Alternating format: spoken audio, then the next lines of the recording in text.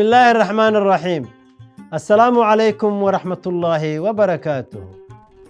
كسو دوادا برنامج كيني شيكا شيكو قيبتيسي أفريو تبنات oo aanu maanta ku soo qaadan doono gabdhihii heerinka ahaa. Soomaalidu waxay caado ahaan jecel yihiin ama isugu faanaan inta ay gabadha yartoo 15 iyo 16 iyo 17 in lagu guursado. 15 jir baan qabaa buu leeyahay.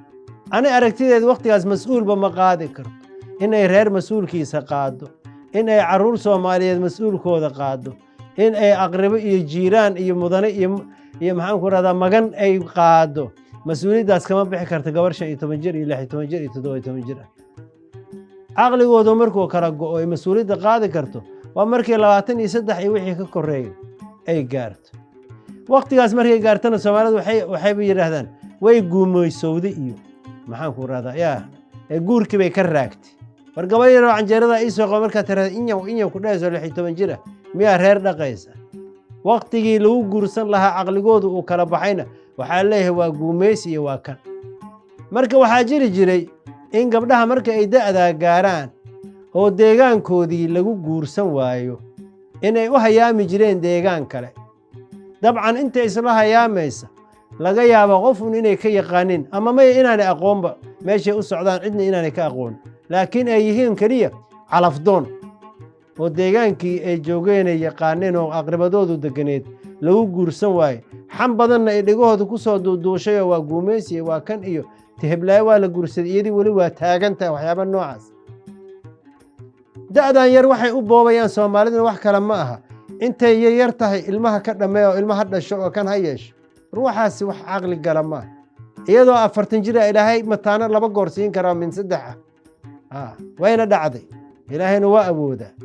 marka qofa isla dhaqmi kartaan oo da'deedu weynto wax kala garanayso aqligeedu kala go'ay aan ku noqday gabdhihii heerinka ahaa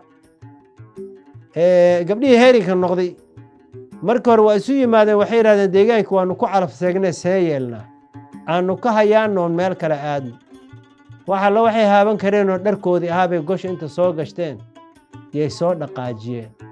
waa gabdhe heshiisa waa 4 gabdhood waxay soo socdaan oo habeen iyo maalin socdaan iyagoo naf ah oo tala ku caddaatay oon iyo gaajo isugu tagtay reer u soo dhaceen. reerkii baa soo dhaweeyey aqal buul oo laba daryaalo halkana laakiin gabar kaliya ay seexato kordahab la yiraahdo ayaa la yiri kordahabay u gogol gabdhaha. aqalkii baa lagu soo dhaweeyey aana karuura oo ay hamuunta hore isaga jibiyaanna waa la hor dhigay. 4 jir oo macasho dhulka xaabaysana waa loo loogay. intii wankii hilbihiisa ay bislaanayeenna kordahab baa la yiri gabdhahaas u sheekee. iyagoo aqalkoodii fadhiyo oo iska sheekaysanaya ayaa odagii tala ku dhalatay. gabdhaha dhabankoodu arkay quruxdooda iyo da'dooda wax laga carara inaanay ahayn oo waqtigii la guursan jiray waqtigii ugu habboonaa ay yihiin. wiilkiisoo 20 jir ah gadii uu ku guursan lahaa gaaray ayuu u yiri hebelow kaale gabdhahan kala bax buu yiri mid. aabade ma naqaanee ma dhaban baan ku xushaa aaway dabeecaddoodii ma garaneen. markaasuu yiri dhaban ku xulan mayne caqli iyo karti iyo dadnimaannu ku xulanaynaa ee ii kaadi buu yiri hilbuhu ha bislaadaane. hilbihii baa bislaaday. kordahab soo bax baa la yiri oo hilbaha u gee markaad hor dhigtidna ka soo dhaqaaji iyaga kaliya isu cidlee baa. hilbihii oo karkaraya xeero weyn oo halkan inta laga soo buuxiyey yaa la soo hordhigay. gabdhihii markii hilibka saa loo soo hordhigay aqalkana 4tooda kaliya ay yihiin yaa mid intay hanqalka la soo kacday oo haw ku soo tiri yay tiri hilibkay ku dhegaysaa kama naalee kulula. odagii iyo wiilkii ogow haddama dheera gidaarkay dhegta ku hayaan. gabdhihii baa meesha lagu imtixaamaya. kama naalee kulula bay tiri. cajaa'ib.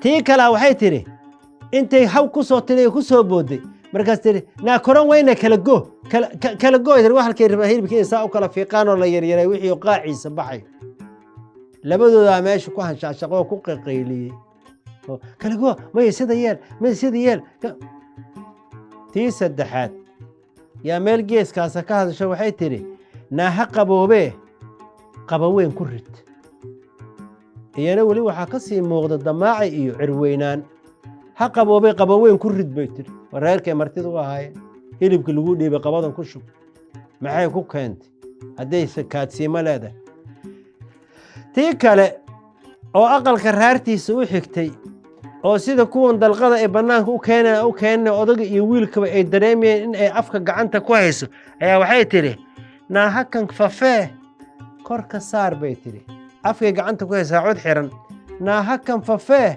kor ka saar bay tidhi ha qaboobee meeshaa kore naga saaroo sheekadeenna noo wada kelmaddaa markay odagii iyo wiilkii dhegtooda ku soo dhacda odagii wiilkii intuu saa ugu soo jeesto u fiiriyey yuu yidhi bataas kordaha baa aayar loo soo diro waxaa la yidhi gabadha xabeebta leh oo raartan ku aadan soo fiiri baa layidhi si fiican wejigeeda noogu soo fiiri gabadhaa soo gashay ma cunteen hilibkii caanihii madiin keene waxbay tiri gabadhii bay si fiican indhaha uga buuxsatay